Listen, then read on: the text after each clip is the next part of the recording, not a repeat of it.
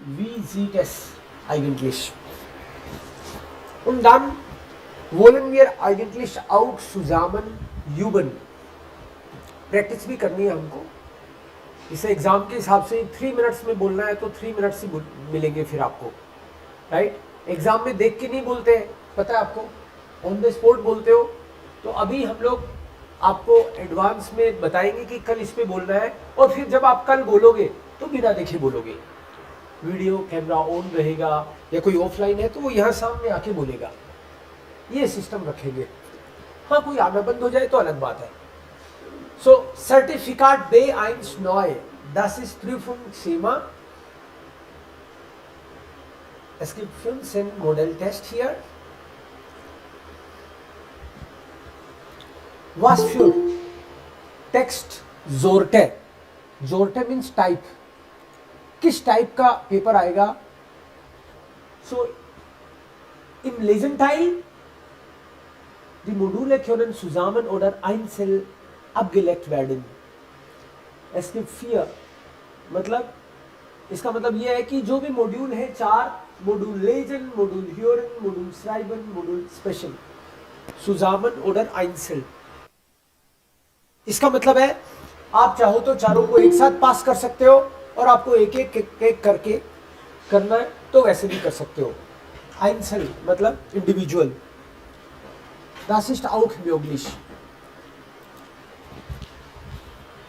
So, Module können aber lesen. Es gibt 5 Teile.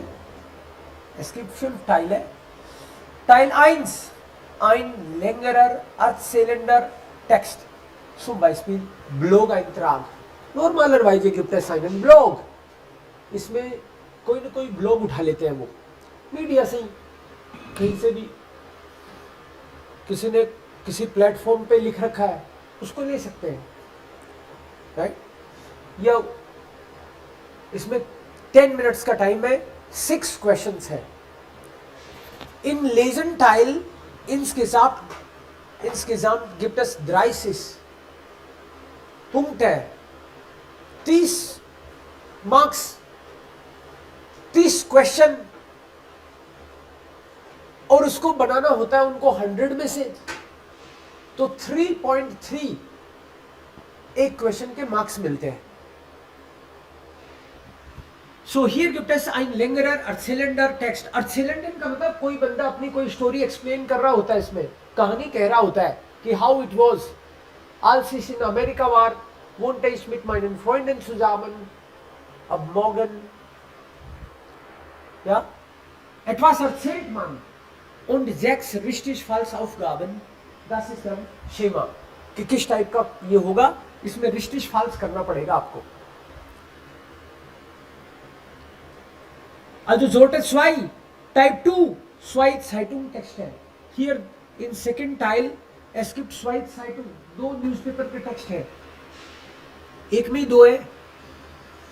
20 Minuten dafür bekommen Sie, aber hier gibt es Multiple Choice Aufgaben A, B, C, sollten Sie dann markieren। आपको ABC देखना होता है उसमें। Wenn Sie den Text verstehen, können Sie richtig markieren, demgemäß। Hier gibt es Teil 3, 7 Situationen und 10 Anzeigen, 7 situations, 10 advertisements। मतलब 3 extra नहीं, 4 extra होते हैं, एक का कोई आंसर ही नहीं होता। Das schreibt man 0, 4 एक्स्ट्रा होते हैं, 6 के यहाँ पे है, एक में 0 लिखना होता है।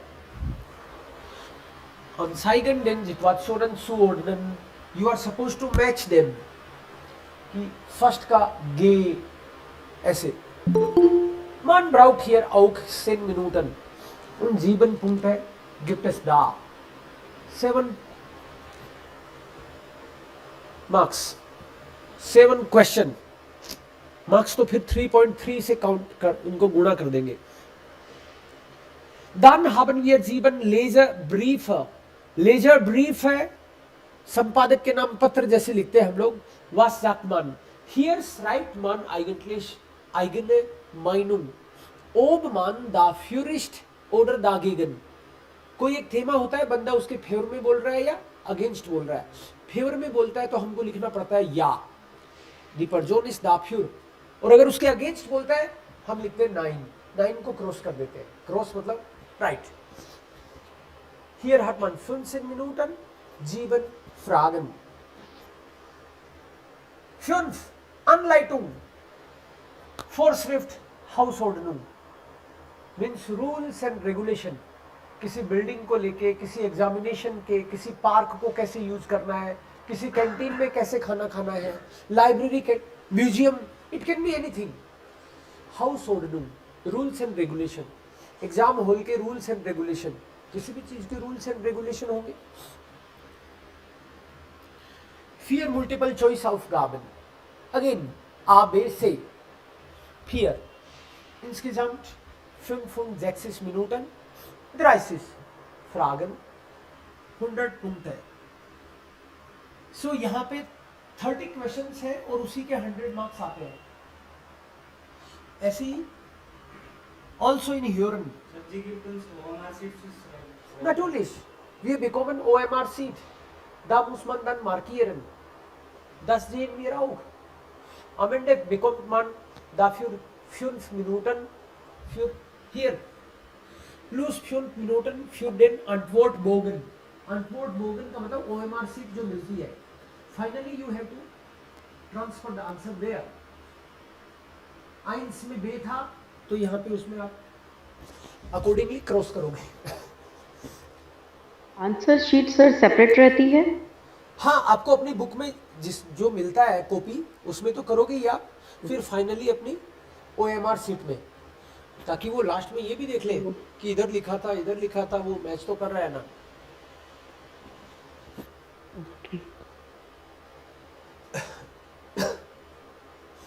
So das war für Lesen und hier haben wir Hören। In Lesen haben wir 1, 2, 3, 4, 5 Teile, in Hören haben wir 1, 2, 3, 4 Teile। 5 kurze Texte, richtig, falsch und ABC। हर बार एक बार 2 क्वेश्चन के लिए ऑडियो आएगा और उसको 2 बार बोला जाएगा।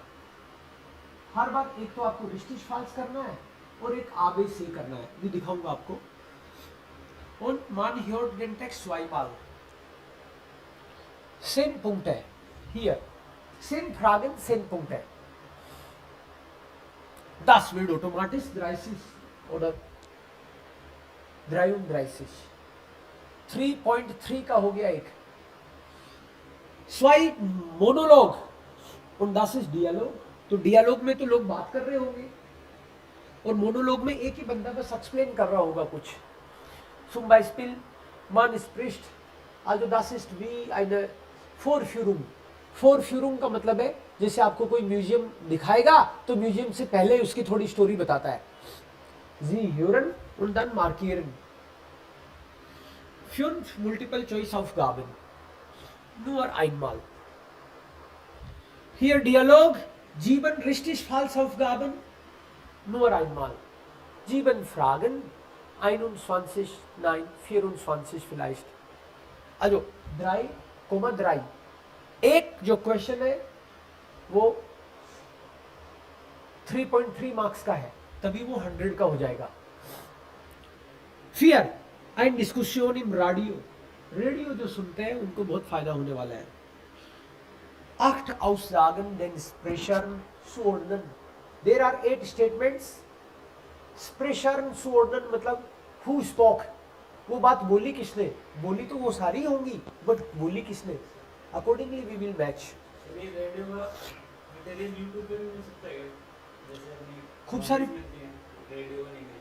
खूब सारे जैसे पेपर्स पढ़े हैं, पैटर्न खूब पढ़े हैं, यूट्यूब पे भी पढ़े हैं, 20, 30, 50 मिल जाएंगे आपको। सो बार बार आप उनको सुनते हो तो दिमाग में सेट हो जाता है कि यस ऐसे करना है मुझे। सो लेजन एंड ह्यूरन, इनके मार्क्स कैसे आते हैं? ऐसे आते हैं। रिस्टिश गिलियोस्ट aufgaben। सपोज ये लेजन और ह्यूरन दोनों के लिए है। सपोज आपने 30 के 30 सही किए तो आपको 100 पूरे आ जाएंगे, मतलब 100 एक गलत हुआ 3 कटेंगे, लेकिन 2 गलत हुए तो 7 कटेंगे। ऐसे ही उसको उल्टा देखो आप, तो उसको ऐसे भी कह सकते हैं कि 30 में से सपोज आपका एक ही सही हुआ तो 3 मार्क्स आएंगे, लेकिन 2 सही हो गए तो 7 मार्क्स आएंगे। ऐसे लगता है जैसे एक बोनस मार्क्स आ रहा है। एक सही होने पे 3 मार्क्स, 2 सही होने पे 7, 3 सही होने पे 10, 4 सही होने पे 13, लेकिन 5 सही होने पे 17, क्योंकि 3.3 वाला मामला है ना। सो 2 पे कभी 1 नंबर एक्स्ट्रा बढ़ जाता है, कभी 3 पे 1 नंबर एक्स्ट्रा बढ़ जाता है। सो ऐसे कई लोग बोलते हैं 57 आ गए मेरे, तो एक और होता ना तो मेरे पास हो जाता, मैं यहां पहुंचते हैं वो, राइट। गुड, जो स्टेस ये आप समझ लोगे। Das ist dann Schreiben। Schreiben में 3 पार्ट्स है। Es gibt 3 Teile। Aufgabe 1, Aufgabe 2, Aufgabe 3। 1. Sie bekommen 20 Minuten und 40 Punkte। Hier ist das auch für 100 marks मिलने वाले हैं आपको। पास होने के लिए चाहिए 60।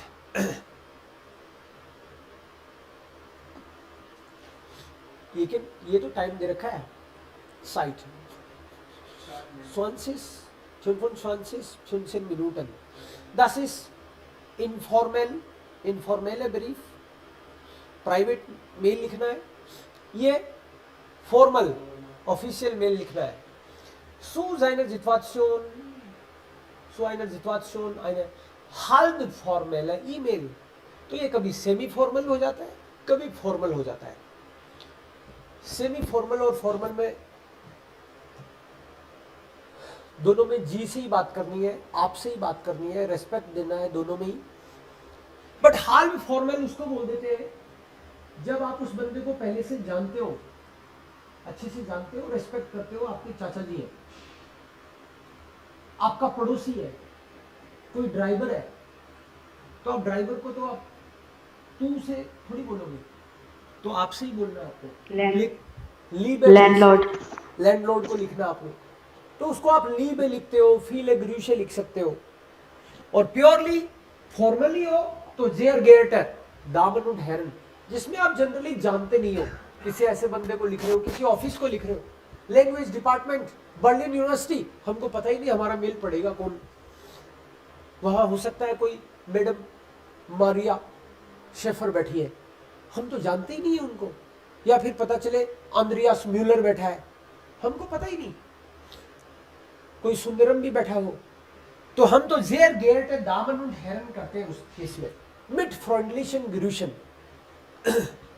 उसको फॉर्मल बोल देते हैं, फुला एकदम से, बहुत रेस्पेक्ट, बहुत ही डिस्टेंस मेंटेन करते हैं अपन।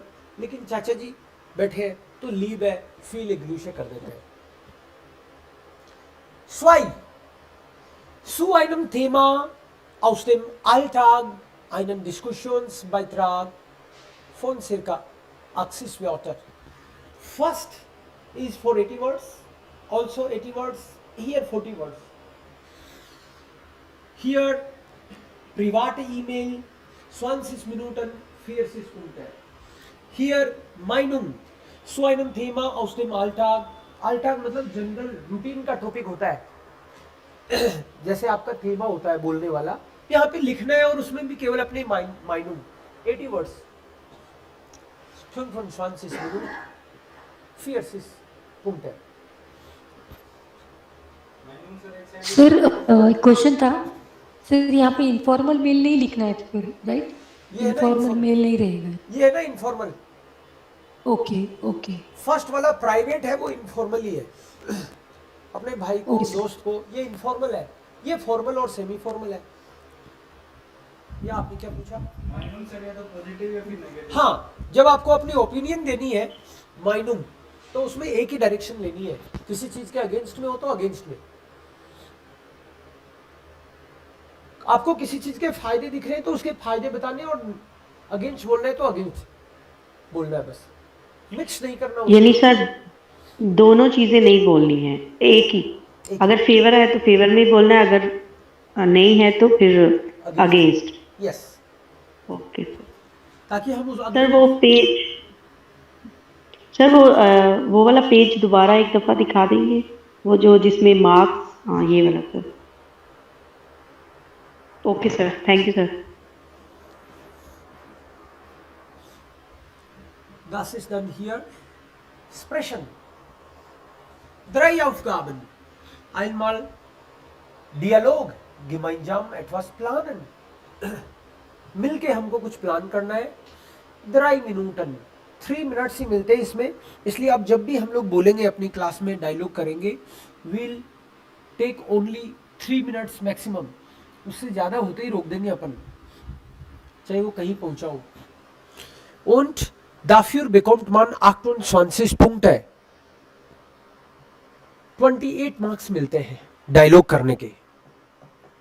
Und ein Thema präsentieren, presentation जो करते हो थेमा पे बोलते हो, 3 Minuten pro Kandidat, 3 Minutes you will be speaking und 40 Punkte bekommt man dafür, 40 marks. ये तो अलग अलग बता दिया इन्होंने कि डायलॉग के 28, प्रेजेंटेशन के 40, लेकिन उसके अलावा 16 और 16 ये मार्क्स और अलग करे इन्होंने। ये 16 मार्क्स है, आप फीडबैक देते हो, क्वेश्चन पूछते हो उस चीज के। auf die Präsentation des Partners reagieren, उस पर रिएक्ट करते हो और क्वेश्चन पूछते हो, 2 चीज है ये। reagieren का मतलब तो है bemerkungen machen, फीडबैक देना उसको कि आपने अच्छा बोला, आपकी ये बात मुझे बहुत पसंद आई ना, ऐसे करके 1 2 3 लाइन बोलनी है, और फिर बोलो aber ich habe eine Frage, या ich habe einige Fragen, and then you ask your question। ये दोनों पॉइंट कवर हो रहे हैं तो 16 मार्क्स मिलेंगे। तो वो यही देख रहे होते हैं कि इसने क्वेश्चन तो पूछ लिया, इसने रिएक्ट किया कि नहीं, उसने बोला कैसे उस बारे में कुछ, तो रिएक्ट करोगे तो उसके मार्क्स मिलेंगे, नहीं तो 8 नंबर दे देंगे। मान लो क्वेश्चन सही पूछ लिया आपने लेकिन रिएक्ट तो नहीं किया था, तो 8 मार्क्स आ जाएंगे। Und am Ende Aussprache und Intonation।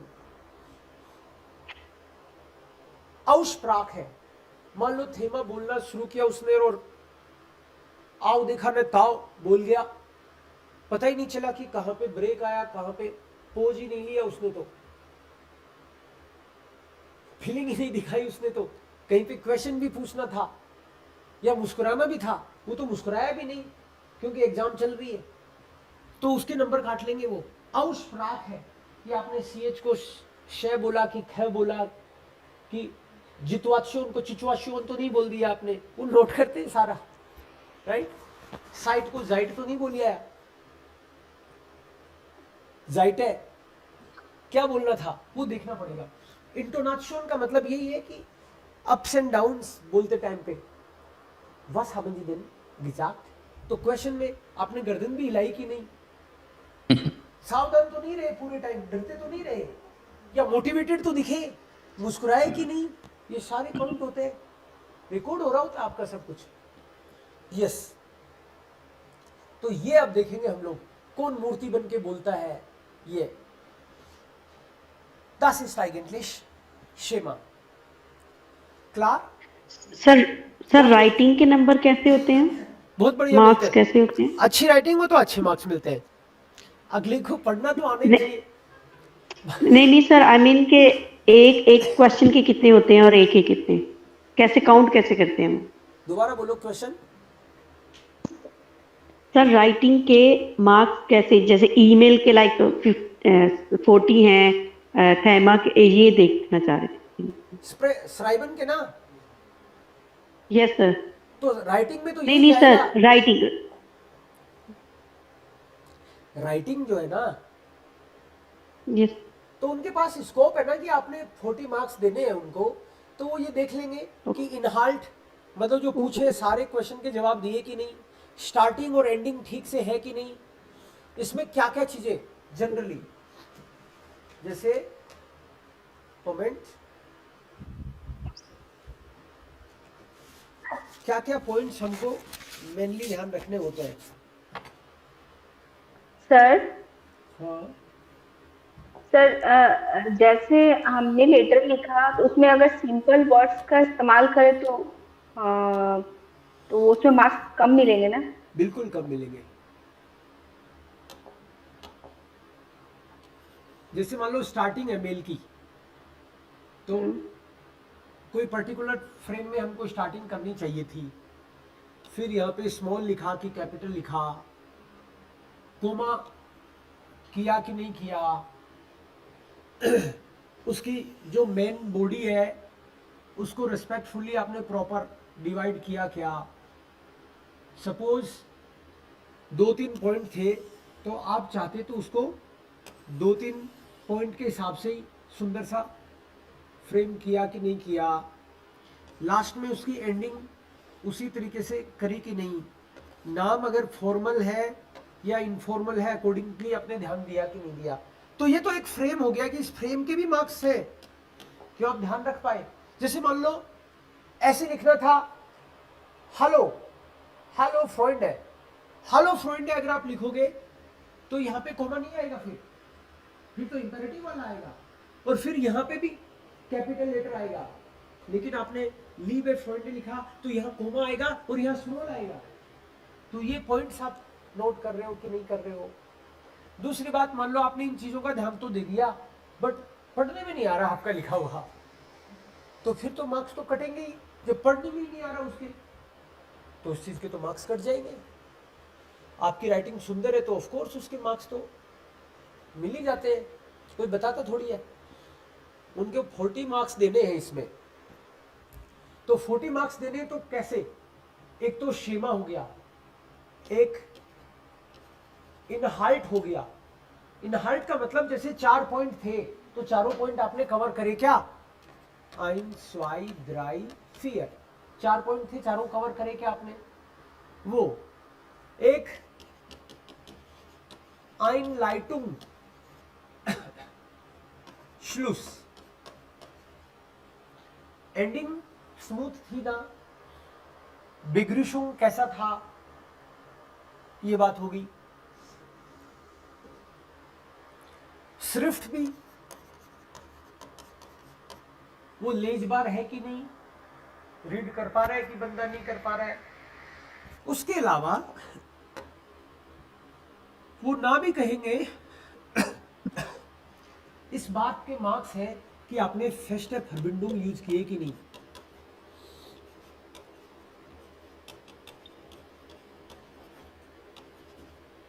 मतलब नोमन verb, verb preposition, verb adjective, जो फिक्स फॉर्मेट है ना, वाटन आउफ, ये आपने यूज किए कि नहीं? क्योंकि B1 में वो मान के चलते हैं कि ये आपको आना ही चाहिए। ये आपने यूज किए कि नहीं किए, उनको इसके मार्क्स देने हैं। फिर उन्होंने दिमाग में सोच रखा है पहले ही कि ये बंदा B1 का है, ये ऐसा कहां लगा अपन को, A2 वाला भी लिख देता क्या ये चीज। मतलब ग्रामेटिक, कहीं फीलिंग ऐसी भी आनी चाहिए कि काशवाई भी यूज किया है कि नहीं, एडजेक्टिव एंडुम कहीं दिखाई कि नहीं इसने। अब मैं एग्जाम्पल के तौर पे बता रहा हूं बस आपको, ये जरूरी नहीं है कि पैसिव आना ही आना चाहिए, ऐसा नहीं है, बट कहीं ना कहीं उनको ऐसा रिफ्लेक्ट होना चाहिए कि ये B1 का बच्चा है भाई ये तो। या कोई वर्ड ऐसे वोकैब अच्छा सा सुंदर सा वर्ड यूज किया, उनअनगेनेम, वाह भाई, गिम्यूटलिश, तो इस तरह के थोड़े वर्ड जो अलग है यूज कर रहा है बच्चा, वर्ड शार्ट्स।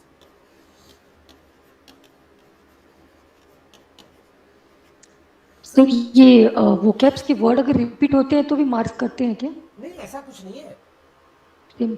ऐसा कोई बात नहीं है कि वर्ड रिपीट हो गया तो कोई मार्क्स कट जाएगा क्या। अब स्पेलिंग गड़बड़ होगी तो कट जाएगा।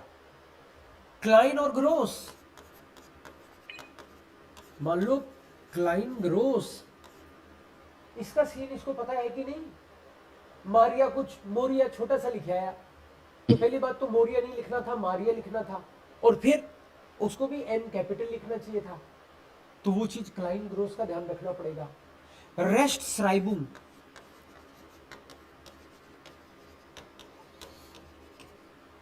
राइट, स्पेलिंग वगैरह का कोई ज्यादा चक्कर तो नहीं है इसके।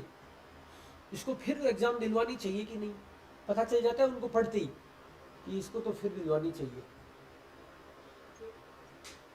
ठीक है, तो सर अगर यस सर।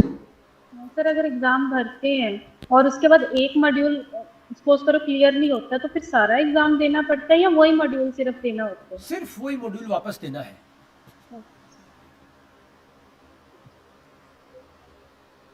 केवल वही वापस देना है। Okay sir. बट क्या है, मेहनत करके एक साथ सर- हो जाए उसका कोई मुकाबला नहीं है। स्ट्रेस रहता है उतना का उतना वापस जब तक क्लियर नहीं हो।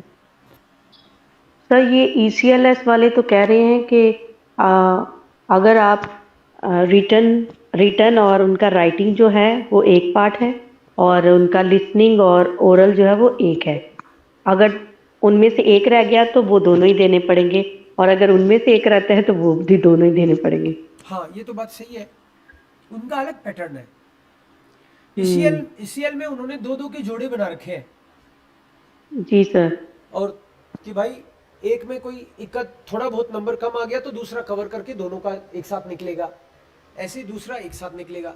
लेकिन पर्टिकुलर मार्क्स है, इतने से कम आ गए तो दोनों ही वापस देने हैं। अलग अलग फंडे हैं सबके।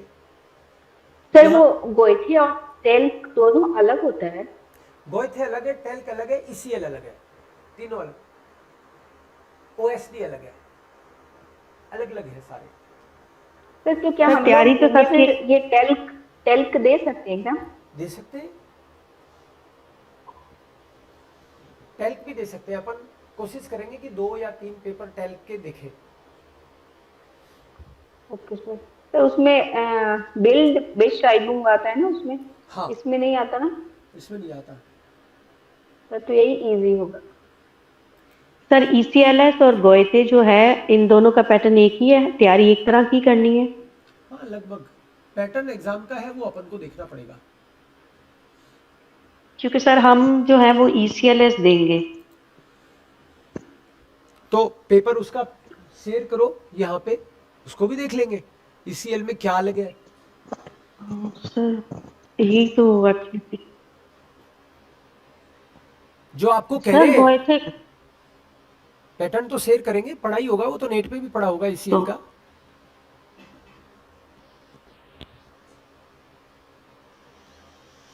सर हाँ, सर आपके हिसाब से इनमें से गोयथे और टेल्क में से आसान कौन सा लगता है स्टूडेंट्स को? देखो टेल्क का तो बहुत कम हुआ है, यहाँ पे 1-2 बार ही हुआ है अभी तक। पहले टेल्क का यहाँ था ही नहीं। किसी जमाने में बेंगलोर में होया करता था जो बंद पड़ा था, इनएक्टिव सेंटर था, और किसी कंपनी में जाके ले लिया उन्होंने, इस टाइप का सा मामला था। फिर सालों तक था नहीं, अब वापस आ गया वो सेंटर। अब की बार आगरा में आ गया, तो उसका ज्यादा अभी हुआ नहीं है, 1-2 बार ही पेपर हुए हैं। अब दिसंबर में होगा उसका। फीस में थोड़ा सा फर्क है। अब गोयथे वाले में इंडिविजुअल एक भी पास कर सकते हैं, उसमें 3 का एक साथ और 1 का एक साथ इस तरह से कर रखा है। ECL वालों ने 2-2 का एक साथ कर रखा है।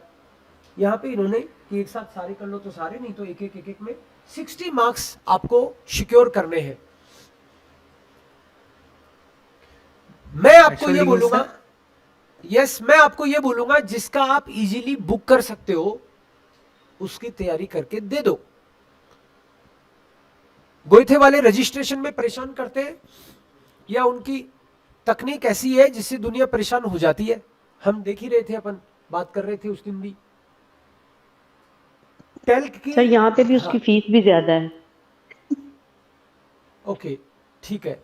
या मुख्तार, सर ये टेल्क के तीन मॉड्यूल एक साथ देने होते हैं? नहीं पेपर तो सारे ही होंगे, वो 3 को एक साथ क्लब कर रखा है और 1 को एक साथ ऐसे। शुभगेशन को अलग किया हुआ उन्होंने? हाँ एक्सप्रेशन को अलग कर रखा ओके है। Sir, okay sir. यस,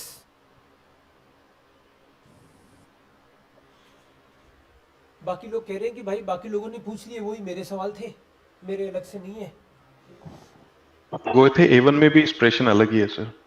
हाँ, A1 में भी एक्सप्रेशन अलग ही है, क्योंकि एग्जाम गए जब आप थे। देने जाते हो तो वो 3 का एक साथ दे देते हो और एक्सप्रेशन का फिर अलग से होता है। Yes. Right, that's right. Sir ये सर्टिफिकेशन की वैलिडिटी कुछ रहती है इसमें? सर्टिफिकेशन की मतलब जैसे कंपनियों के लिए कोई वैलिडिटी नहीं होती। जैसे मान लो एक बार आपने B1 पास कर लिया, मैंने 2008 में करा था सपोज, तो अब वो कहीं कंपनी में नौकरी देने जाऊंगा तो वो दिखा सकता हूं मैं, हालांकि नौकरी no validity. No validity, knowledge life long. Validity का कोई चक्कर सर- नहीं है, ओके, लेकिन यस। जॉब आपको उससे नहीं मिलती, वो तो एक दिखाने के लिए। जॉब तो कोई भी कंपनी XYZ, कोई भी कंपनी हो, वो भरोसा सर्टिफिकेट पे कतई नहीं करती, केवल सर्टिफिकेट पे नहीं करती, आपका टेस्ट जरूर होगा ऑन द स्पॉट। किसी भी XYZ कंपनी में चले जाओ तो टेस्ट मैन यस सर, है, वो तो है। राइट। या दूसरी इंटरव्यू बात, चलेंगे। लेकिन अगर आप मान लो जर्मनी जा रहे हो किसी कंपनी के पास, तो हो सकता है कि कंपनी वहां पे आपका फिर से टेस्ट ले ले, उसके लिए मेंटली रेडी रहना पड़ेगा। और हाउस बिल्डिंग प्रोग्राम में या इनमें जा रहे हो आप, मान लो डायरेक्ट प्लेसमेंट में कहीं जा रहे हो, तो वो लोग ये मान के चलते हैं कि 1 साल से पुराना सर्टिफिकेट ना हो आपका, उस केस में फिर वो वैलिडिटी वाला चक्कर हो जाता है। ये दोबारा बताइएगा सर, दोबारा। कि जैसे आप जर्मनी में हाउस बिल्डिंग प्रोग्राम करने जाना चाहते हो फॉर एग्जांपल, या फिर डायरेक्ट प्लेसमेंट आपका होना है, आप नर्स हो फॉर एग्जांपल, तो आपका सर्टिफिकेट 1 साल से ज्यादा पुराना नहीं होना चाहिए, नॉर्मली ऐसे मानते हैं। कोई पर्टिकुलर कंपनी का Sir, अलग भी हो सकता है, जनरली। Okay sir. सर ये Sir, in the मैंने एक एम्बेसी में भी देखा था कि उनकी कुछ टर्म्स एंड कंडीशन में भी लिखा हुआ था कि किसी भी होम कंट्री की एम्बेसी में भी अमूमन ऐसा होता है कि आपको वो 1 साल से पुराना सर्टिफिकेट वो कहते हैं कि आप दोबारा से टेस्ट दे के आए। हाँ, क्योंकि वो उनको लगता है कि भूल भाल गया होगा, फॉरेन लैंग्वेज है इसलिए। Yes Bharat. but as such तो कोई इसमें वैलिडिटी होती नहीं है sir, because in the market there are few certification जिनका फिक्स वैलिडिटी है 3 years, so 3 साल के बाद आपको दोबारा सेम एग्जाम देना है to renew the validity. Certificate के ऊपर डेट रहता है, वैलिडिटी डेट। अच्छा, for example PMP, project management, okay, so fix validity है उनका सर 3 साल। 3 इयर्स का है, फिर वापस से देके और उस पे डेट नहीं जल जाती है, यूं रिन्यू हो जाए। Correct, yes, okay. You get a new certificate. नहीं, लेकिन मैंने जो आपको बताया डायरेक्ट प्लेसमेंट वाला, और ये जिसमें हम लोग भेज रहे हैं एक्चुअली, इसलिए मुझे वापस से उन्होंने, मैंने कंफर्म करना जरूरी। मे बी वो कंपनी का रिक्वायरमेंट होगा, बट एज सच सर्टिफिकेट का कोई वैलिडिटी नहीं है ना सर। हाँ, हो सकता है, बट वो एक पर्टिकुलर कंपनी का नहीं, अलग अलग जगह भेज रहे हैं ना, सबका वही कहना है, तो उन्होंने कोई रूल बना लिया होगा ऐसा, क्योंकि तो hospital sir I think university के रूल्स के हिसाब से भी होगा ना ये तो, कोई यूनिवर्सिटी एक्सेप्ट करेगी, कोई तो नहीं। यूनिवर्सिटीज भी ऐसा करती होंगी मेरे ख्याल से, होना नहीं चाहिए, बाकी कर सकती है यूनिवर्सिटीज भी। So then we need to rewrite the exams, right? देखो, अगर किसी- समझो ये सर्टिफिकेट वैलिड। यूनिवर्सिटी वाला मेरे को चेक करना पड़ेगा, जैसे कुछ स्टूडेंट्स हैं ऑलरेडी यूनिवर्सिटीज में काम कर रहे हैं या वहाँ पे पढ़ रहे हैं, तो वहाँ पे पूछ सकते हैं अपन कि ऐसा रूल बना रखा है कि यूनिवर्सिटी ने रिटर्न में कि 1 साल से पुराना अगर नहीं भी होगा तो देन लेटर ऑन प्रॉब्लम हो सकती है। हाँ, वो तो वैसे प्रैक्टिकल लाइफ में तो हो ही सकती है खैर, बट फिर भी रूल ही है तो फिर अपन को उस हिसाब से प्रिपेयर होके जाना पड़ेगा। सर ऐसा भी है क्या कि एग्जाम, अगर कोई एग्जाम रह जाए बीच में, तो वो 6 मंथ के अंदर अंदर उसको क्लियर करना पड़ता है? 6 1 months year। के- 1 year मतलब वो तो वैलिडिटी उसकी, जैसे मान लो आप जर्मनी जाना चाहते हो और उन्होंने बोला है कि 1 साल से पुराना नहीं होना चाहिए, तो अब 1 साल से पुराना क्या नहीं होना चाहिए? Total certificate. इसका मतलब ये नहीं है कि ये एक पेपर तो मेरा 1 साल से पुराना हुआ नहीं, बाकी 3 पुराने हो गए, तो ये तो नहीं चलेगा। वो तो नहीं सर, एग्जाम के लिए अगर एग्जाम में रह जाए तो 6 मंथ के अंदर एग्जाम देनी पड़ती है। वो अगर मान लो आपको एक सर्टिफिकेट बनवाना है तो फॉर एग्जाम्पल कई लोग क्या करते हैं, जैसे ओपन स्कूल में देते हैं वैसे सोचते हैं कि एक बार B1 का एक पेपर दे लेता हूँ, फिर 3 महीने बाद में दूसरा दूंगा, फिर 3 महीने में तीसरा दूंगा, फिर चौथे में एक दूंगा, है ना, अपने रिलैक्स के हिसाब से आराम से करते हैं। तब इंस्टीट्यूट ये बोल देता होगा कि भैया आपके सारे पेपर विद इन 6 मंथ के होने चाहिए कम से कम, ताकि हम उसको क्लब करके एक सर्टिफिकेट बना दें। ऐसे उसको क्लब करके एक सर्टिफिकेट, क्योंकि कहीं आप कंपनी में जाते हो, कहता है B1 का दिखाओ, तो आप कहते हो ये लो, ये एक और लो, ये लो, एक की जगह 4 लो, तो आपकी तरफ अलग देखा जाएगा कि यार ये आदमी है कि क्या है, ये 4 देता है। अपॉइंटमेंट भी 4 बार में मिलेगा फिर। हाँ, ये चक्कर नहीं पड़े, इसलिए वो कहते हैं कि विद इन 6 मंथ्स आपका हो तो हम एक बना देते हैं उसको। सर हाँ, जैसे स्कूल्स में टीचिंग के लिए अप्लाई करना हो तो सर B1 से काम चल जाएगा?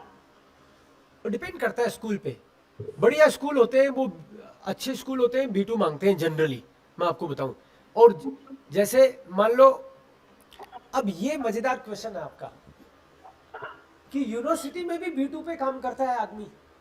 वैसे यूनिवर्सिटी की रिक्वायरमेंट होती है MA मिनिमम, नहीं मिलता। वैसे तो उनके पार पड़े तो PhD को लेते हैं, नहीं मिलता PhD तो MA ले लेते हैं। क्या करें, MA नहीं मिलता तो क्या करें, C1 नहीं मिला तो B2। उनको काम भी चलाना होता है ना अपना। ऐसे ही स्कूलों का है मामला। अगर मान लो B2 है तो B2 वाले को लेंगे ना, बट B1 से पहले तो कोई स्कूल नहीं लेता मेरी जानकारी में। कोई बच्चों का भी स्कूल हो तो B1 से पहले तो कोई नहीं लेता। 6, 7, 8 को भी पढ़ाना है तो B1 मिनिमम रिक्वायरमेंट रहती है। मेरी डॉटर के स्कूल में सर क्लास टीचर और प्रिंसिपल दे डोंट स्पीक और अंडरस्टैंड इंग्लिश एट ऑल। फिर तो एट ऑल। आहा, maybe they do not want to. No sir, they don't understand. Okay, they don't understand. Oh mein Gott. Das ist... Ja, die ältere Generation versteht wirklich das nicht. Die brauchten das nicht. Aber jetzt, die jüngere Generation schon. Ja, nicht alle, aber viele schon. Multinational companies में आज जो भी Germany में काम कर रहे हैं, वहां पे इंग्लिश कल्चर भी चलता होगा बराबर, मुझे लगता है। मे बी दे स्टिल उसमें भी प्रॉब्लम रहती होगी, बट अदरवाइज तो उनकी दशा होने वाली है अगर नहीं चल रहा है तो। क्योंकि हमारे डिपेंड्स कि वो काम कहाँ पे करते हैं वो company. If it's international then it's English, if within Germany then Dutch. या लोकल, मान लो यहाँ पे भी हमारे लोकल सर्विस सेंटर है, तो उसमें तो इंग्लिश किस लिए ही चाहिए। इंटरनेशनली उनको ग्रो करना है, इंटरनेशनली बिजनेस करना है तो उनको चाहिए। बट डिपेंड्स कि कस्टमर कौन है, वो सारी बात उसी पे डिपेंड करती है कि कस्टमर कितना पढ़ा हुआ है, किस कैटेगरी का है। अकॉर्डिंगली फिर उनको स्टाफ की जरूरत पड़ेगी।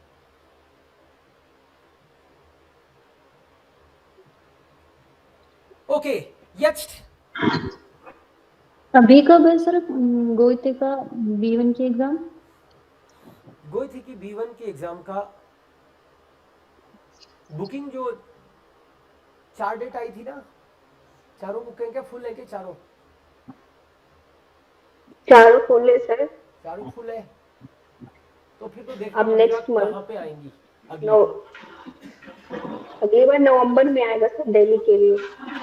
दिल्ली के लिए नवंबर में आएगा, 6 नवंबर।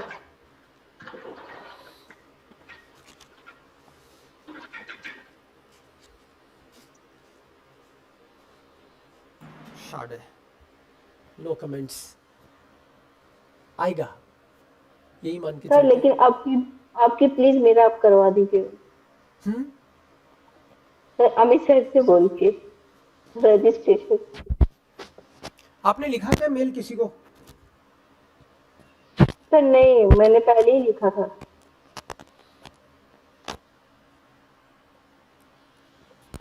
फिर तो देखा जाएगा। अब देख सर नेक्स्ट टाइम। ठीक है, ट्राई करना है, फिर जब भी जहां भी निकले उसके लिए ट्राई करना है और कोशिश करते जाना है, कहीं ना कहीं तो होगा। सर एक लास्ट क्वेश्चन है। हाँ, सर आपके यहाँ जो स्टूडेंट्स B2 करते हैं वो उनका क्या पर्पस होता है? B2 B1 से B2 में 50% लोग ही जाते हैं जनरली, वो भी मैक्सिमम है जनरली, क्योंकि जॉब तो B1 पे अवेलेबल रहती है जनरली। सो B2 जो कर रहा है वो या तो उसका टारगेट है जर्मनी में कहीं पे, या फिर कोई अच्छी कंपनी में काम करना है इंडिया में, तो B2 मांगती है अच्छी कंपनियां। सिर्फ कंपनीज में? हाँ, मल्टीनेशनल कंपनीज में। किसी को मान लो ट्रांसलेशन के फील्ड में जाना है तो B1 भूल ही जाओ, B2 C1 चाहिए ट्रांसलेशन में। मान लो किसी Sir, को not- गाइड बनना है तो B1 पे तो भूल ही जाइए, गाइड में तो फिर नॉट ओनली ट्रांसलेशन सर, यहाँ पे इसमें जो कंपनी अपना बिजनेस आउटसोर्स करती हैं हाँ। They don't speak English at all. So जो इंडिया में जो भी लोग हायर होते हैं, I know couple of companies they hire German people. So उनका रिक्वायरमेंट ये है कि जो भी वहाँ पे उनके साथ काम करते हैं क्लाइंट के साथ, दे एक्सपेक्ट कि जो भी वहाँ पे काम कर रहा है must understand and speak English German. Yes, because B1 में क्या काम चलाओ से ही काम हो पाता है। आप कॉन्फिडेंस से चीजें टैकल करना चाहते हो, किसी का बिजनेस हैंडल करना चाहते हो, तो जिम्मेदारी वाली बात हो जाती है ना। तो बहुत सारी कंपनियां ऐसी भी होती हैं कि उनको 100 लोग चाहिए तो 50 लोग तो B1 वाले हायर करेंगे और 50 वाले वो ऊपर वाले जो जिम्मेदारी वाले हैं, तो फिर अकॉर्डिंगली उनका पेमेंट भी वैसे ही होगा। तो वो जो 50 है उनके ऊपर सुपरवाइजर होंगे सारे, वो उनसे तो ज्यादा नॉलेज वाले ही चाहिए, फिर मैनेजर है वो उनसे भी ज्यादा नॉलेज वाला चाहिए। इस तरीके से उनको बिजनेस को डील करना होता है। सो B2 में अच्छे जॉब्स रहते हैं, B1 में एंट्री लेवल के जॉब्स मिलते हैं। सर मुझे लगता है B2 मतलब टीचिंग में उतना बेनिफिट नहीं है जितना कंपनीज में फॉरेन लैंग्वेज को लेके। मतलब टीचिंग में ज्यादा बेनिफिट नहीं है? नहीं सर, क्योंकि मेरे हस्बैंड खुद भी फॉरेन लैंग्वेज फ्रेंच पढ़ाते हैं। ओके, हाँ हो सकता है भाई, गलती कर दी हमने, इट्स ओके। नहीं जैसे प्रमोशन वगैरह में भी दिक्कत होती है सर। ये तो डायरेक्ट ऑफेंस है आपके लिए। ऐसी कोई बात नहीं है एक्चुअली, हर जगह डिमांड रहती है, आप किस तरह से क्या कर रहे हो तो डिपेंड्स, रहती है डिमांड तो। ओके सर B1 और B2 में क्या डिफरेंस आता है? B1 और B2 में क्या डिफरेंस होता है? यस, B1 में जामनी जपत होने से बचाना, मतलब कैसे तैसे एक जॉब ले लेना B1 है मेरे ख्याल से, कि वहां पे आप सरवाइव कर जाओ जॉब में। और B2 में लिटरेरी चीजें ज्यादा आती हैं। लिटरेचर B2 का मतलब है कि आपको जैसे मान लो कि रेडियोज बार बार सुनना, आपको मैगजीन, जैसे अपने जो पेपर हो रहे हैं ना अभी, इनका भी स्टैंडर्ड आप देखोगे कि नॉर्मल टेक्स्ट से बेटर स्टैंडर्ड है आपके पेपर्स में जो पढ़ रहे हो आप, क्योंकि यहाँ पे डायरेक्ट न्यूज़पेपर की कटिंग्स और वो सब आ रही है। तो आप ये समझो कि ये आप B1 के जो ये मॉडल टेस्ट पेपर कर रहे हो, तो ये आपकी कहीं ना कहीं किसी लेवल पे B2 की भी तैयारी हो रही है, क्योंकि ये प्योर मीडिया है। इसमें आप रेडियो सुनते हो, इसमें आप मैगजीन, इसमें आप ब्लॉग, इसमें मान लो आप टीवी देखते हो। तो ये B2 वाला जो है वो है आल्टाक डॉइच। वास्तव में जैसा कि जर्मन्स बोलते हैं, जैसा कि उनके एडवर्टीजमेंट रहते हैं, B2 का मतलब है real life scenario. B1 A1 A2 B1 तक की जो भी जर्मन हमने पढ़ी है वो बनावटी है। ज्यादातर केसेस में बनावटी का मतलब है वो आपको पढ़ाने के लिए लिखी गई है। ये सर आपने पहले क्यों नहीं बताया? वो आपको बताने के लिए, पढ़ाने के लिए लिखी गई है उस तरह की। बट रियल लाइफ में आपको कहीं भी भिड़ना पड़ता है, एडवर्टीजमेंट पढ़ना पड़ता है, आपकी पेनल्टी लग जाती है, राइट? वो रियल B2 है जिसमें लिटरेरी टेक्स्ट, जैसे अभी हमने B1 में भी पढ़ा है, लेकिन वो तो केवल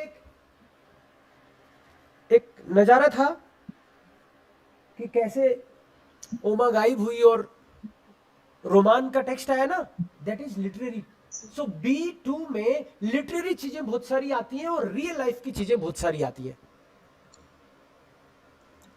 ठीक है, सुना है कि ग्रामर इतनी रहती है। ग्रामर थोड़ी सी ज्यादा है, मतलब मैक्सिमम ग्रामर तो आपकी आ चुकी है, आपको बताऊं A1 A2 B1 में मैक्सिमम ग्रामर आ चुकी है आपके पास। डेफिनेटली B2 में भी ग्रामर है, बट उस लेवल पे नहीं है, कुछ कुछ ट्रिकी चीजें हैं। C1 में भी आएगी कुछ ट्रिकी चीजें, लेकिन वो डे टू डे लाइफ की चीजें नहीं है एक तरह से आप बोलो तो।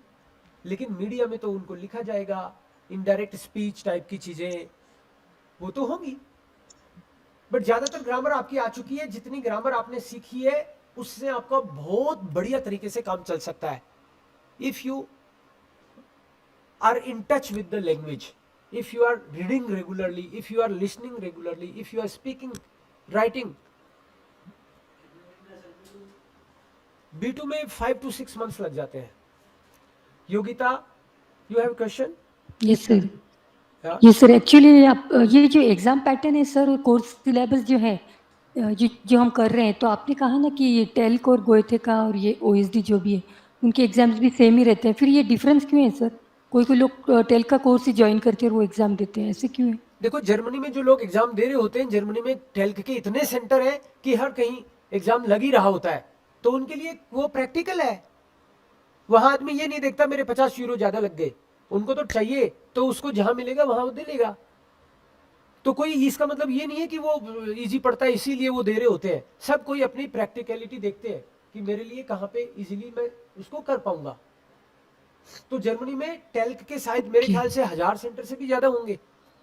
हर जगह टेल्क का सेंटर मिलता है जगह जगह, और अपने यहाँ पे टेल्क का सेंटर ही एक है। अब आ गया एग्जाम तो फिर हो सकता है 4 महीने बाद हो, तो इसलिए जहां पे जो चीज ज्यादा अवेलेबल होती है उसको प्रीफर करते हैं लोग, और जिसकी वैलिडिटी रहती है। तो वैलिडिटी तो इन तीनों की है वैसे देखिए तो। अब कई लोग ऐसे भी, कई लोग इसको ऐसे भी लेते हैं कि गोएथे का नाम बड़ा है, कई लोग उसको उस तरह से भी लेते हैं। अब वो डिपेंड करता है, लेकिन वैलिडिटी है तो है, बस बात खत्म। या मुख्तार?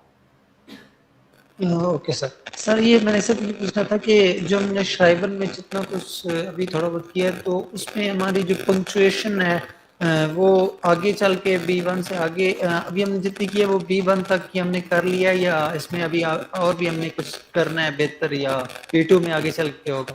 देखो आपको मैंने कुछ 15, 20, 25 लेटर शेयर किए थे क्या? नहीं सर। कुछ पेपर्स आपको सॉरी सर, कितना 4-5 ही करे हैं, 4-5 ही करे हैं। तो आपको मैं 15-20 लेटर शेयर करता हूं, ठीक है, ईमेल्स फॉर्मल और इनफॉर्मल के। तो वो एक तरह से आप उसको एज ए स्टैंडर्ड देख सकते हो, ठीक है। तो आपको उसमें आइडिया लगेगा।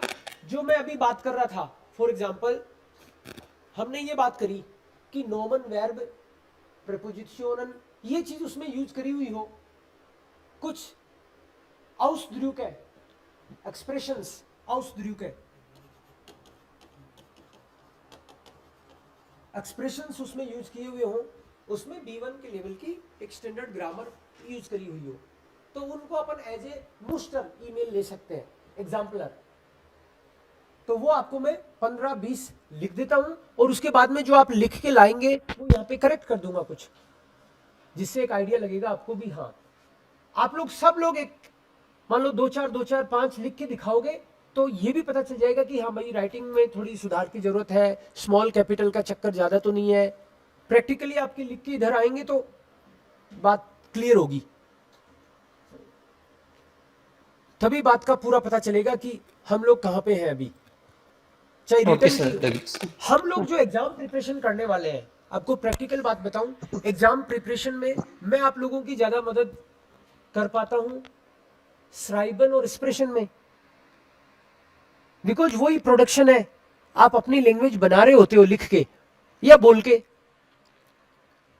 सो हम लोग आपके लिखे हुए यहां चेक करेंगे तो आपको साफ फर्क भी दिखेगा कि हाँ ये वाली चीज तो ठीक होनी चाहिए थी, और अगली बार फिर सुधार करके यहाँ पे चेक करा जाएगा तो आपको इंप्रूवमेंट भी फील होगा। नहीं होगा तो हमको ये फील हो जाएगा कि आप सुधारना नहीं चाहते, तो वो भी साफ दिख जाएगा। तो आपका प्रैक्टिकली दिखेगा हर बार।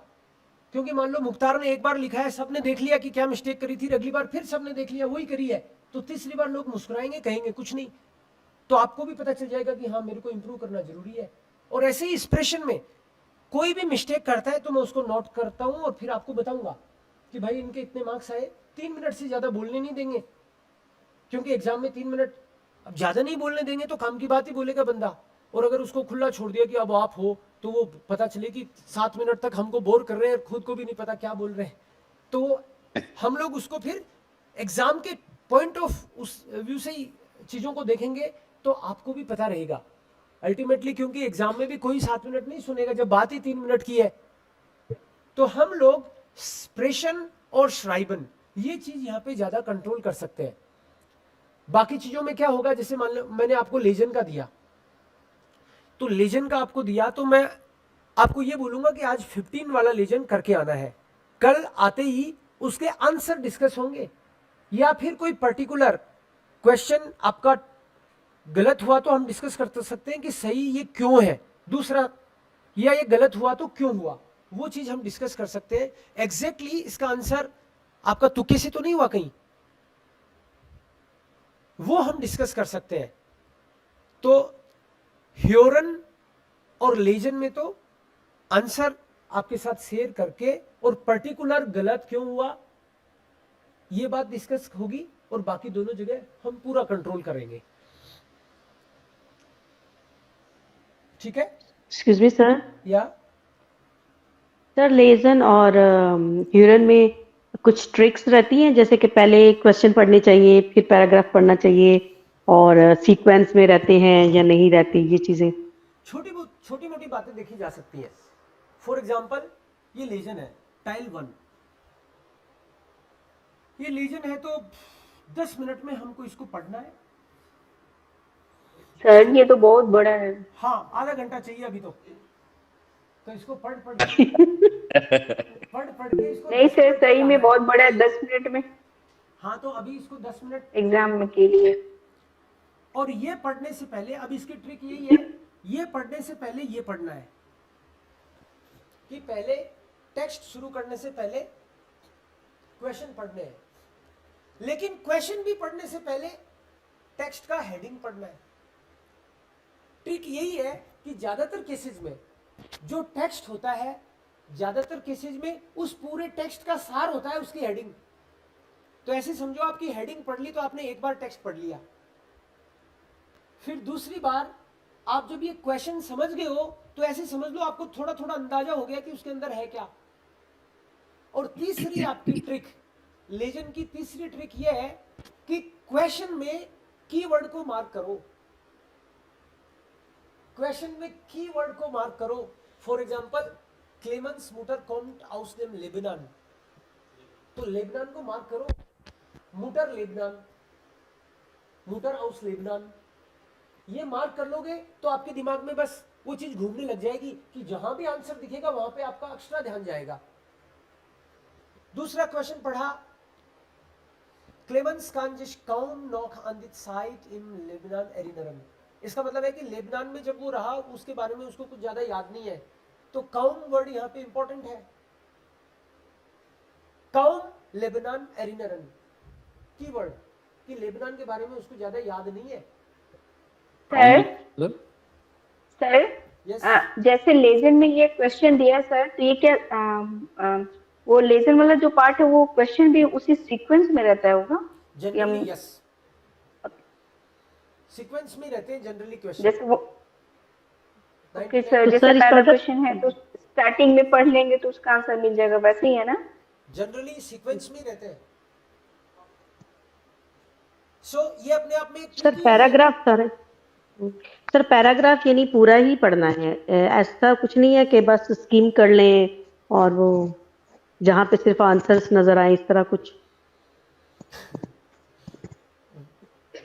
क्योंकि टाइम का लिमिट होगा ना सर। बिल्कुल सही कह रहे हो आप, ट्रिक की बात कुछ हो तो मजा आए, नहीं तो क्या ही फायदा।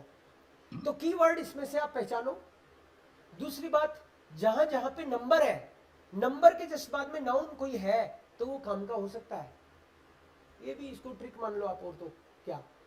दूसरी बात, अगर आप आपको ऐसे लगता है कि ये टेक्स्ट तो बड़ा है, मैं फास्ट कैसे पढ़ूं, तो आप बच्चों की तरह पढ़ना शुरू कर दो। जैसे शुरू में जब आप पढ़ो तो अंगुली लगा के पढ़ना शुरू करो। माय नाम ist Clemens, ich bin 12 Jahre alt, mein Vater ist Diplomat। तो शुरू में आप क्या करोगे, जिसके ऊपर अंगुली है उसी को पढ़ रहे हो, बट उसकी स्पीड बढ़ाने के लिए अंगुली को तेज कर दो। अपनी आंखें क्या जल्दी दूर तक का देख लेती है, लेकिन मुंह उतना जल्दी बोल नहीं पाता। तो धीरे धीरे आप फील करोगे कि अंगुली आगे भाग रही है और पीछे पढ़ने की कोशिश कर रहे हो आप धीरे धीरे, क्योंकि आंखें तो जल्दी देख लेती है ना। तो आंखों को जल्दी देख के फिर यूं यूं यूं यूं पढ़ने की आप कोशिश करोगे तो आपको 10 दिन में महसूस होगा कि अरे अब तो फास्ट पढ़ने लग गए। तो बच्चों की तरह अंगुली रख के पढ़ना शुरू कर दो, या पेन चालू नहीं होना चाहिए ना। और पढ़ते टाइम पे इसमें भी तो कीवर्ड लग सकते हैं आपको, तो कीवर्ड जहां भी दिखे उसके इशारा करके और आगे बढ़ते जाओ, और ऐसे टिक करके ऐसे पढ़ो उसको। और लास्ट ट्रिक तो यही है कि ये आपको समझ में भी आना चाहिए। वोकैब एक बार जो भी नया वर्ड है वो बिना मार्क करे आगे बढ़ गए आप, तो आपको सौगंध है, आपको वर्ड मार्क करके ही आगे जाना है। नहीं आया तो एटलीस्ट उसके क्लिक तो करना है कि ये आया नहीं मुझे, और अगले टेक्स्ट में जाने से पहले उसकी डिक्शनरी में से कहीं ना कहीं देख जाके उसको लिख लो वही का वही। फिर आप देखो आपको मजा आएगा। सारी वोकैब आपके यहां होगी तो अगला टेक्स्ट इजी लगेगा, फिर उससे अगला और इजी लगेगा, क्योंकि रिपीट होता है। सर प्रैक्टिकली शॉर्टकट पे आने के लिए लॉन्ग कट ही जाना पड़ता है, प्रैक्टिकल तरीका है सर। मतलब अगर जिसने पहले पूरा पढ़ लिया हो वही शॉर्टकट पे आ सकता है, वही उसका बेनिफिट भी ले सकता है। पहले ही शॉर्टकट करेगा, फॉर एग्जाम्पल मैथमेटिक्स में है भाई 50/100, अगर हम जो है 0.5 लिख दें ऐसे ही, है ना, तो वो जो है उतना कारगर नहीं होगा। हमें उसको ट्रेडिशनल पहले समझना होगा, देन उसके बाद हम उसको डायरेक्टली पॉइंट। तो अपन को सारा पढ़ते चलना है। अब आप ये समझना कि B1 आपने जैसे कंप्लीट किया है, पढ़ा है, तो वोकैब काफी कुछ कवर तो हुई है उसमें। और अब जितनी वोकैब आपने आज तक नहीं सीखी B1 में, उतनी अब सीखने वाले हो आप। इसमें इतने नए वर्ड वाले हैं, तो अब इसको हर दिन को चैलेंज की तरह वो ले लेगा बंदा। वो तो अगले 20 दिन में 25 दिन में इस लायक भी हो सकता है कि एग्जाम दे, और आप देखते हो कि अरे ठीक है हो जाएगा, तो होगा नहीं। बता देता हूं आपको, आपने जितना होमवर्क बताया उतना नहीं किया तो होगा नहीं। Very true. उसको आपको प्रैक्टिकली वैसे ही लेना पड़ेगा। मैं तो ये कर सकता हूं कि स्टाम्प टेस्ट में टॉपिक भी वही ले लूं, ये वाली, कि कुछ लोग वहां भी गला साफ करो और यहां भी करो, ये कर सकता हूं मैं। तो क्लास में 3 मिनट से ज्यादा नहीं बोलने दूंगा। स्टाम्प टेस्ट में आप 5 भी ले लोगे तो मुझे दुख नहीं है। यहाँ पे तो सर बिना देखे सर 3 मिनट भी मुश्किल है। सर बिना देखे 3 मिनट भी मुश्किल है। नहीं, वो तो मैं बोलने भी नहीं दूंगा। स्वेर्स स्प्रेसिस दास और दान स्प्रेस, वो तो बोलने भी नहीं दूंगा यहाँ, क्योंकि सर हम लोग अगर एग्जाम में ऐसे धीरे धीरे बोले सर तो 3 मिनट तो हो ही जाएगा। हम समझ जाएंगे आप क्यों बोल रहे हो धीरे। उसी हिसाब से देखो, टीचर को भी नंबर देने हैं ना, तो वो सब समझ जाएंगे। आप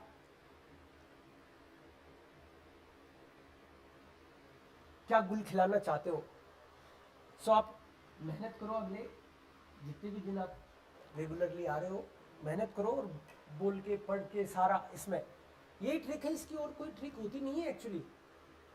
जो आपको 2-5 बातें यहाँ करते करते पता चलेंगी। कई लोग ऐसे होंगे उनको समझ में कम आता है, उनके आंसर ज्यादा सही आते हैं। ये ऐसे भी होंगे महात्मा, उनसे पूछ लो तो ये नहीं पता कि ये क्यों, लेकिन उनका आंसर सही है। सर 1 मंथ प्रिपरेशन से हो जाएगा एग्जाम? सर 1 मंथ की प्रिपरेशन से एग्जाम हो जाएगा? अभी तक भी पढ़ते आए हो तो 1 मंथ काफी है, और 6 मंथ्स भी कम है। जब तक आपकी सीट बुकिंग होगी तब तक तो हो ही जाएगा। नहीं जरूरी नहीं है सीट बुक हो जाए, पास नहीं हो तो फिर क्या ही फायदा सीट बुक होने का। तैयारी आपको अभी से वैसी रखनी पड़ेगी कि एग्जाम है 20 दिन बाद में। सर ये बुक कैसे करवाते हैं एग्जाम, अगर सपोज करो नवंबर में देना है तो इसका कैसे पता लगता है सेंटर का, और क्या प्रोसीजर है रजिस्ट्रेशन का? ये गोथे वाला तो राम भरोसे है। नहीं, ये कहाँ चेक करते हैं, मेरे को एक्चुअली आइडिया ही नहीं है बिल्कुल ये भी उनको इसमें कि मेल कैसे। लिखना पड़ता है और आपको बताया था गोथे का। सीसी भी करना पड़ता है, तो कभी कभी कारगर हो जाता है, नहीं तो भगवान भरोसे बुक करने की कोशिश करते रहते हैं, कभी न कभी होता है। कोई इसमें कोई तरीका नहीं है कि ऐसे होगा। नहीं, मेल गोथे को लिखना पड़ता है सर। जी रिकॉर्ड हो रहा है क्या? अरे ओके, अभी एक बार हम लोग पैटर्न देख लेते हैं फटाक से, पेपर एक नजर कल आप करके आओगे, फिर हम ना जो अभी देखा था उसी को प्रैक्टिकली यहाँ पे देखते हैं कि उसमें ये बोला था कि लेजन में पहला ब्लॉग होता है, तो देखो ब्लॉग इस टाइप से होता है, ये ब्लॉग है, इसके क्वेश्चन है।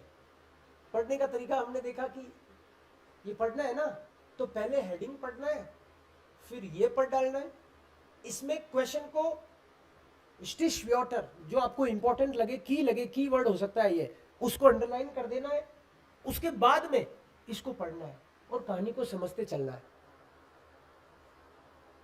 फिर आंसर देना है।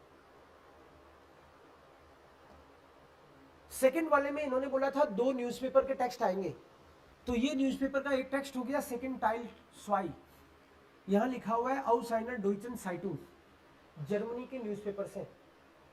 और मल्टीपल चॉइस का मतलब यही है, आ बे से में से कोई एक आंसर भी है। Dry und dann noch einen Zeitung, noch ein, also aus einer Schweizer, ये कोई स्विट्जरलैंड का न्यूज़पेपर है, from there this is the text. So again you will read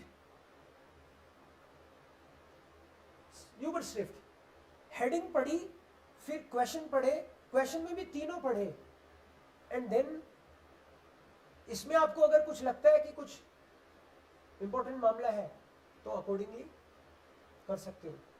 बल्कि मैं तो ये कहूंगा कि इसमें हाईलाइट करने की जरूरत नहीं है इस चीज को, इसको तो एक नजर पढ़ना है, क्योंकि इसमें राइट कौन सा ये तो पता नहीं ना हमको।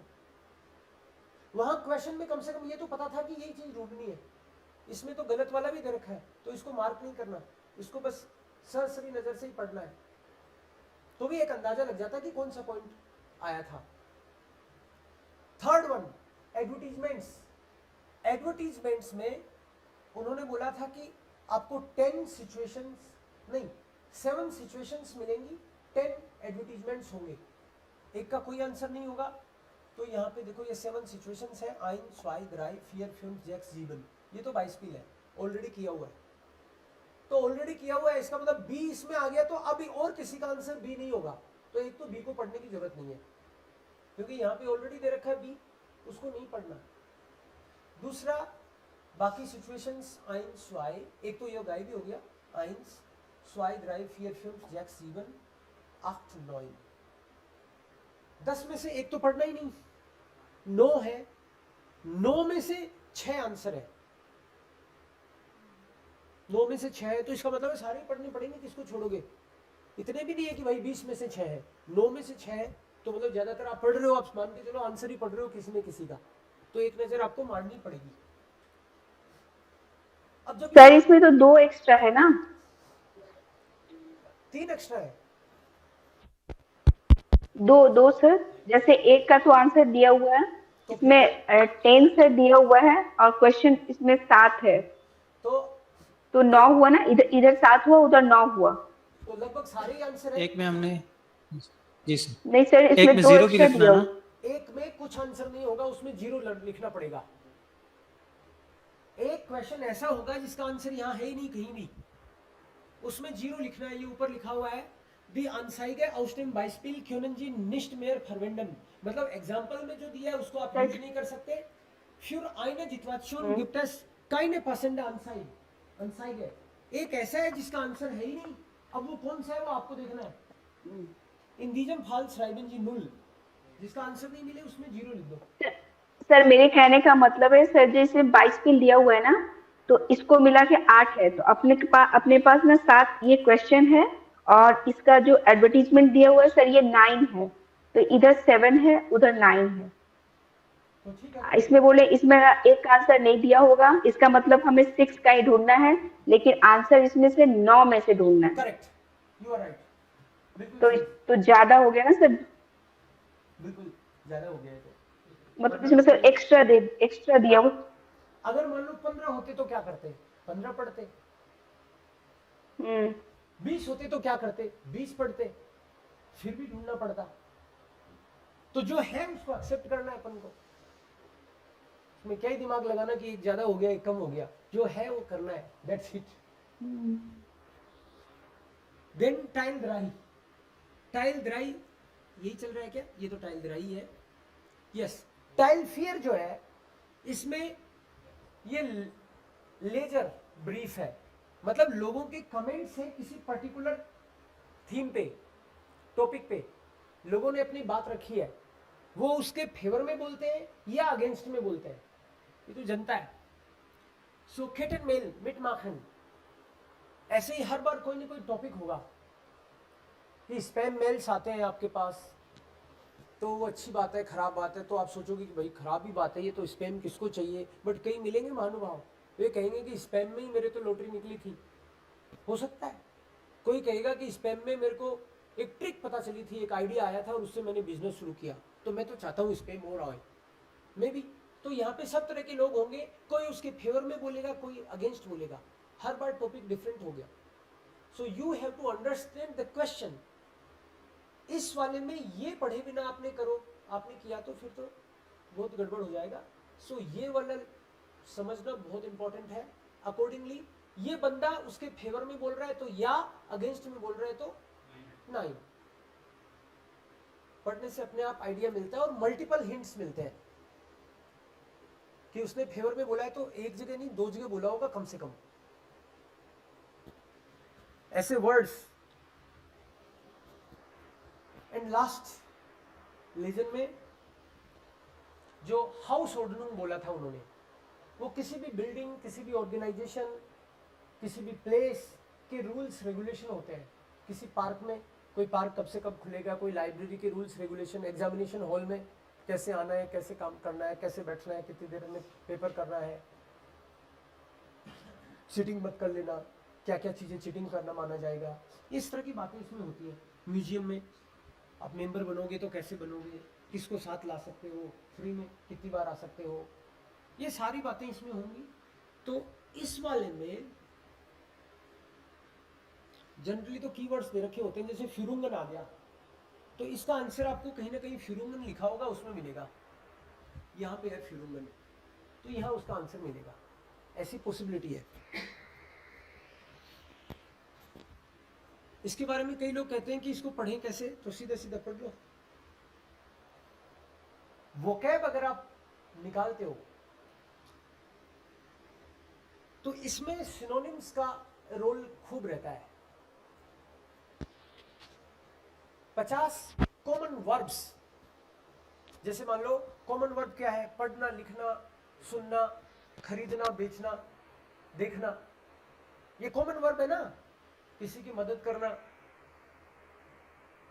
नाराज होना, ये कॉमन वर्ब है। इनके सिनोनिम्स देख लो 2-2, 3-3। सो 50 ऐसी कॉमन वर्ब्स ले लो, इसमें बहुत मदद मिलेगी। 50 ऐसी एडजेक्टिव ले लो, उनके सिनोनिम्स 3-3, 4-4 बस, और 100 नाउन ले लो, उनके सिनोनिम्स ऑलरेडी आते हैं आपको। आप सोचो कि अब लेने बैठूंगा क्या, अभी भी आते हैं आपको, बट वो इंश्योर कर लो कि काउफन को और क्या क्या कहते हैं। खरीदना, तो खरीदना के लिए और कौन सी वर्ब है, अरवेरबन हो सकता है, अनसाफन हो सकता है, काउफन, क्या क्या हो सकता है। प्लीजेंट के लिए क्या क्या वर्ड और हो सकता है, आपको देखना है। ये कॉमन वर्ब्स, कॉमन नाउन्स, और कॉमन एडजेक्टिव्स, ये आप कर लेते हो। टोटल 200 बताए मैंने, 50 वर्ब, 50 एडजेक्टिव और 100 नाउन, जो मोस्ट कॉमन, जो सर ये कम है, हाँ बहुत ज्यादा है सर। ज्यादा है ना, ज्यादा तो है। बहुत झोल है सर।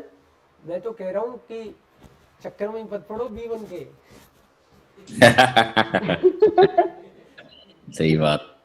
क्योंकि अगर मान लो ये ज्यादा नहीं है तो इसका मतलब है तभी तो B1 की वैल्यू है। ये ज्यादा ही नहीं होती तो हर कोई करके बैठता हो। यस सर, लेसन में तो वोकैब का बहुत इंपॉर्टेंस है। तो जैसे वोकैब अभी और कैसे इम्प्रूव कर सकते हैं, जैसे न्यूज़पेपर और रीड करेंगे डेली, ऐसे नहीं कर सकते हैं क्या? मैं तो कह रहा हूँ कि ये वाला जो है ना, ये वाला जो पेपर सोल्व कर रहे हो आप, इसी में जो कीवर्ड आ रहे हैं आपको लग रहे हैं, आप तो उनके मीनिंग देखना शुरू कर दो। एक की जगह 3 मीनिंग लिखो तो वो सिनोनिम वाली प्रॉब्लम भी सॉल्व होगी और वोकैब आपकी याद भी रहेंगे वो आपको, और वहीं की वहीं लिख लो। ये सर पर इसके बाहर से नहीं आता है क्या वोकैब, जो हम लोग कर रहे हैं उसमें से आएगा क्या? बहुत वोकैब है आपकी बुक में, B1 की बुक में ऑलरेडी खूब वोकैब है। A1, A2, B1 इनमें ऑलरेडी खूब वोकैब है। और उससे भी पहले ये वाला कर लो बुक को, टाइम बचे तो उनको वापस रिपीट करना। More than enough. Yes sir, okay, thanks. Sir ये कितने लेसन टेस्ट हैं? क्या लेवल? सर हमारे, सर आई मीन मैं पूछ रही हूँ कि ये बुक है पूरी जिसमें ये पूरे टेस्ट हैं, या के कुछ पेपर? ये कुछ पेपर्स हैं इसमें प्रैक्टिस करेंगे। इसमें से कुछ पेपर्स हम लोग प्रैक्टिस करेंगे, आपको तो पूरा ही करना है। कुछ पेपर्स। सर ये बुक है?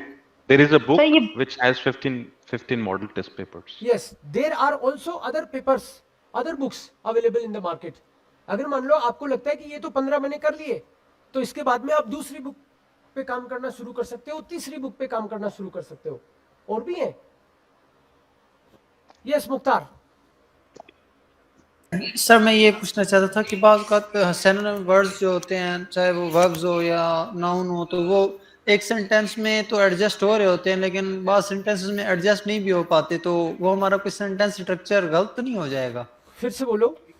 क्योंकि हमें तो सर बाज़ सिनोनिम्स होते हैं, कुछ वर्ड्स होते हैं ना, जैसे कॉमन वर्ब्स आपने बताया या कॉमन नाउन, तो वो एक सेंटेंस में एक की जगह हम दूसरा वर्ड लगाया है जो कि उसका सिनोनिम है, वो एडजस्ट किसी सेंटेंस में हो जाता है, किसी में वो उसका मीनिंग बिल्कुल ही ऑड हो जाता है। तो ऐसा तो नहीं है कि देखो मैंने अभी आपको बोला ना कि 3 जो मोस्ट कॉमन है 3 वर्ड लिख लो। आप डिक्शनरी में जब भी डालते हो तो आपको उसके आगे ये भी दिखाता है कि इसको 2000 बार काम में लिया गया, 2000 कॉन्टेक्स्ट में शायद इसको यूज हुआ है। उसके नीचे दूसरा दिखाएगा 500 बार, तीसरा दिखाएगा 50 बार। तो हम तो तीनों ले रहे हैं, तो आपके अपने आप वो फिट होने लग जाएगा। जो बंदे जिनके मार्क्स थोड़े ज्यादा आ जाते हैं उनको आपकी जितनी आती है शायद ग्रामर, लेकिन उसके पास एक की जगह 3 वर्ड है। मान लो कोई बंदा आपको मिले कि मेरे को प्रीपोजिशन तो पूरी 26 आती है और 26 मीनिंग भी आते हैं सबके, लेकिन मीनिंग तो प्रीपोजिशन के 100 है। तो जिसको 100 मीनिंग आते हैं 26 प्रीपोजिशन के, बाई के 4 मीनिंग आते हैं, वो तो कोई भी कॉन्टेक्स्ट में समझेगा, और जिसको बाई का एक ही मीनिंग आता है वो एक में ही समझेगा, बाकी पंगु रहेगा आते हुए भी। ऐसे ही वर्ड का, एक वर्ड के कई सारे मीनिंग होते हैं और कई सारे वर्ड्स का एक मीनिंग होता है।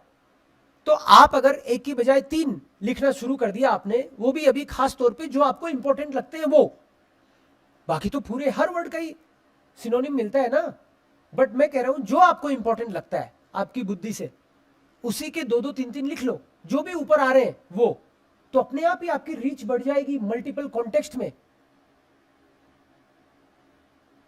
बस जो जितना ज्यादा पढ़ता जाता है उतना उसको रीच बढ़ जाती है। यस अंशिर। सर ये जो आप अभी टेक्स्ट दिखा रहे हैं, इसकी आप नोट्स देंगे या कुछ बुक रिकमेंड करेंगे? ये मैं आपको प्रिपरेशन के लिए आपको ये फॉरवर्ड कर देता हूं मैं ग्रुप में फिर से। जी सर ने ये भेजा स्टडी मटेरियल। आज किसी ने भेजा है सर ये? आज भेज दिया क्या? ठीक है। आज किसी ने ग्रुप में भेजा भी है। हाँ ग्रुप में भेज दिया, फिर ठीक है। और फिर बाकी मटेरियल में भी है ये। बुक है, रिकमेंड करते हैं आपको ये बुक, या फिर कैसे कर सकते हैं देखो, अगर इनको खत्म करेंगे तो? इसके बाद में और भी 4 कर दूंगा मैं रिकमेंड, कोई दिक्कत नहीं है। अभी सबसे पहले इसको सीरियसली करना है, क्योंकि मैं आपको बताऊं, मैंने अक्सर तमाशा देखा है, मैं रिकमेंड करता हूं और एक पे भी काम नहीं हो पाता है, राइट? तो इसको इतना सीरियसली रिलीजियसली आप कर लोगे तो मैं कह रहा हूं आप पक्के पास होंगे एक से ही। एक को साध लिया तो सब सद गए, और केवल फॉर्मेलिटी के लिए 4 ले ली तो कुछ नहीं होगा।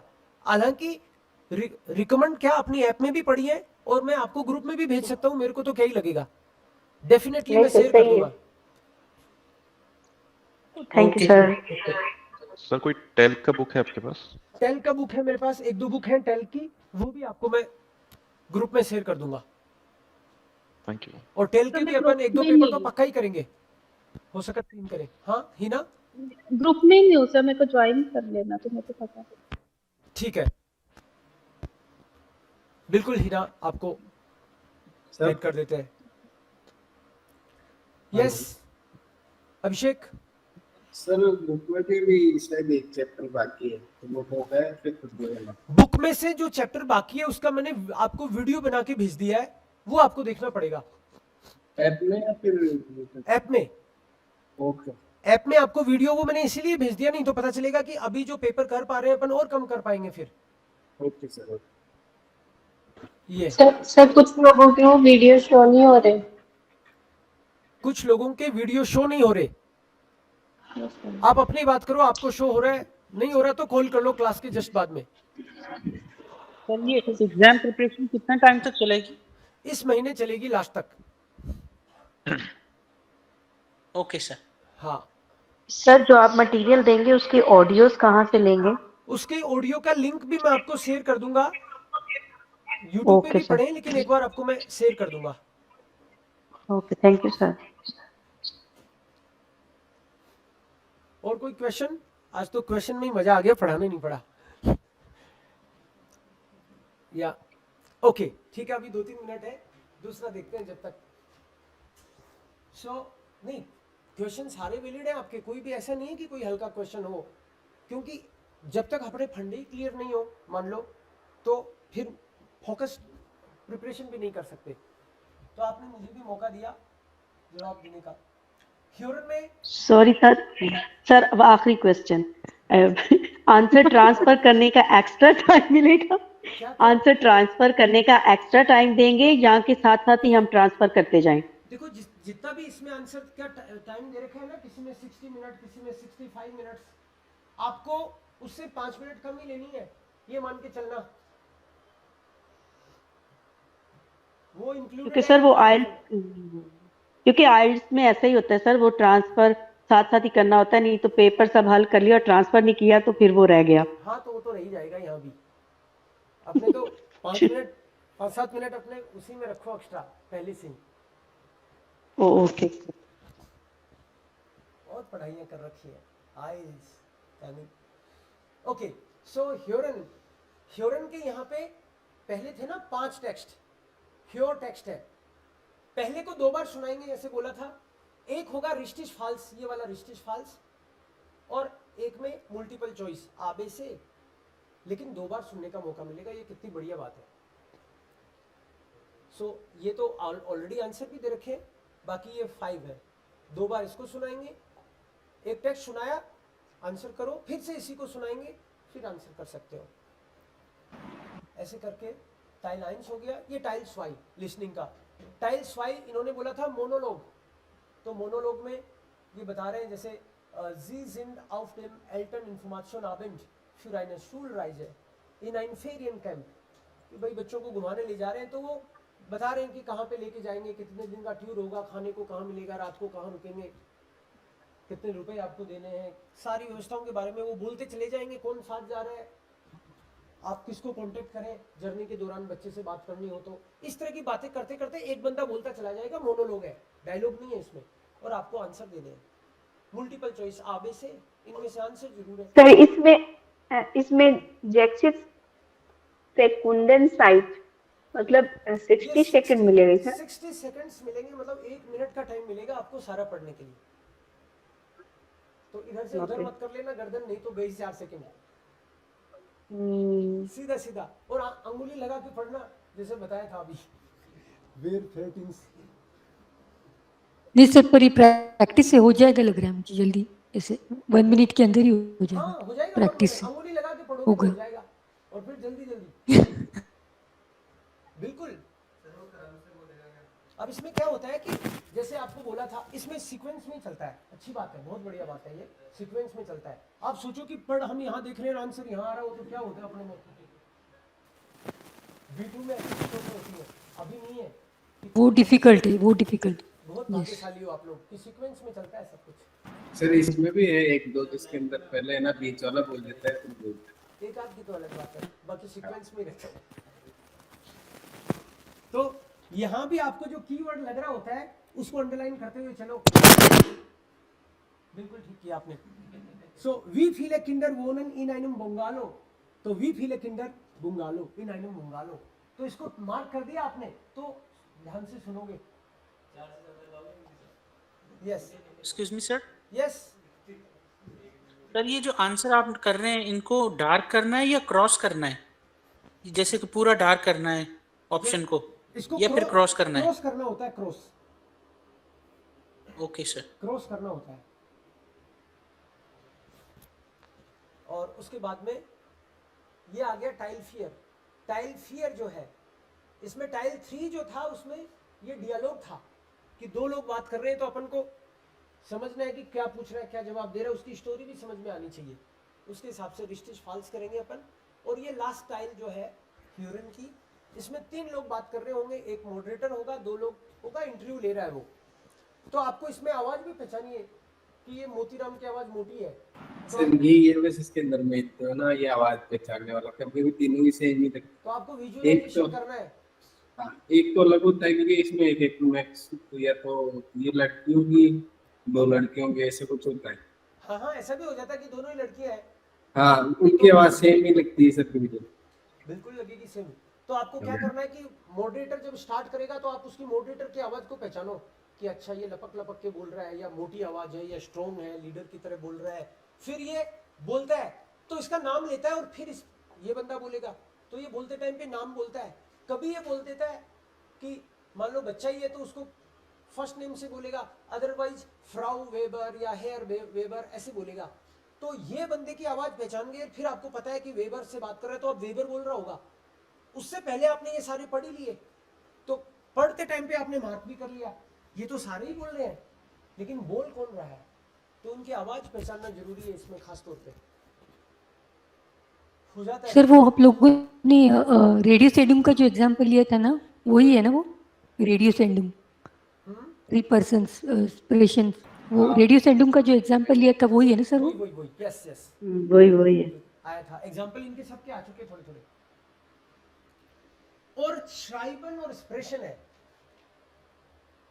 उसको मतलब मैं मदद भी वहीं कर पाता हूँ, और मुझे उसको ही करने में ज्यादा मजा भी आ रहा होता है, क्योंकि कई बार बच्चों के 100 में से 100 आ गए हैं, तो मेरे को लगता है कि इसमें से भी निकलेगा कोई ना कोई बंदा। हर ग्रुप में मेरे को लगता है कि कोई तो ले जाएगा, क्योंकि इसमें स्कोप खूब रहता है। तो यहाँ पे आपको मैं एक तो 10-20 जो मॉडल लिखे हुए एक स्टैंडर्ड साइज के, वो आपको शेयर करूँगा, हो सका तो आज ही करूँगा, और फिर अपन कल मिलते हैं। कल आप अब एक चीज बताओ आप मेरे को कि हमको पेपर सोल्व करने हैं